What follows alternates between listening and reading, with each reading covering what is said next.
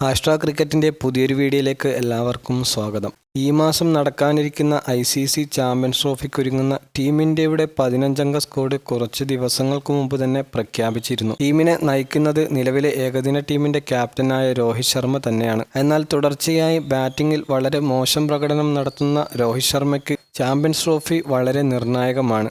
രോഹിത് ശർമ്മ ഇപ്പോഴുള്ള അതേ അവസ്ഥ ബാറ്റിംഗിൽ തുടരുകയും ചാമ്പ്യൻസ് ട്രോഫി ഇന്ത്യക്ക് നഷ്ടമാവുകയും ചെയ്താൽ അദ്ദേഹം ടീമിൽ നിന്നും പുറത്താകുമെന്ന് ഉറപ്പാണ്.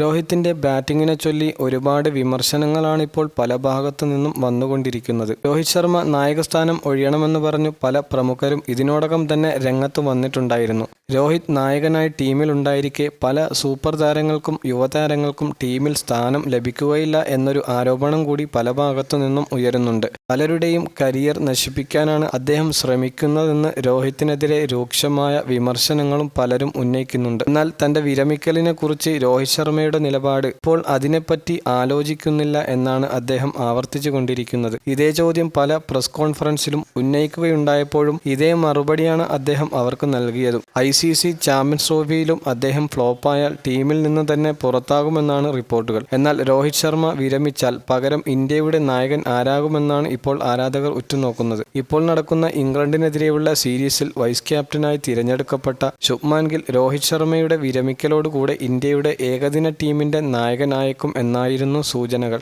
പക്ഷേ അദ്ദേഹം ഏകദിന ടീമിന്റെ നായകനാകാൻ സാധ്യത കുറവാണ് എന്നാണ് റിപ്പോർട്ടുകൾ പറയുന്നത്. രോഹിത് ശർമ്മ നായകസ്ഥാനത്ത് നിന്നും ഒഴിവാകലോടുകൂടെ പകരക്കാരനായി ഓൾറൗണ്ടർ ഹാർദിക് പാണ്ഡ്യ ഏകദിന ഫോർമാറ്റിൽ ഇന്ത്യയുടെ നായകസ്ഥാനത്ത് വരുമെന്നാണ് NDTV സ്പോർട്സ് കഴിഞ്ഞ ദിവസം പുറത്തുവിട്ട ഏറ്റവും പുതിയ റിപ്പോർട്ടുകളിൽ പറയുന്നത്. ചാമ്പ്യൻസ് ട്രോഫിക്കുള്ള ടീമിൽ വൈസ് ക്യാപ്റ്റനായി മുഖ്യ പരിശീലകൻ ഗൗതം ഗംഭീർ നിർദ്ദേശിച്ചതും പാണ്ഡ്യയുടെ പേരായിരുന്നു. എന്നാൽ രോഹിത് ശർമ്മയും പ്രധാന സെലക്ഷൻ കമ്മിറ്റി അംഗമായ അജിത് അഗാർക്കറും ഗില്ലിനെ വൈസ് ക്യാപ്റ്റനാക്കണമെന്ന ഉറച്ച നിലപാടെടുത്തതോടുകൂടിയാണ് ഗില്ലിനിപ്പോൾ നറുക്ക് വീഴുകയുണ്ടായത്. T20യിൽ സൂര്യകുമാർ യാദവിന്റെ മോശം ബാറ്റിംഗ് പ്രകടനം കാരണം T20 നായകസ്ഥാനത്ത് സൂര്യയ്ക്ക് പകരം ഹാർദിക് പാണ്ഡ്യ ആകുമെന്നുള്ള ഏറ്റവും പുതിയ റിപ്പോർട്ടുകളും NDTV തന്നെ പുറത്തുവിട്ടിരിക്കുന്നു.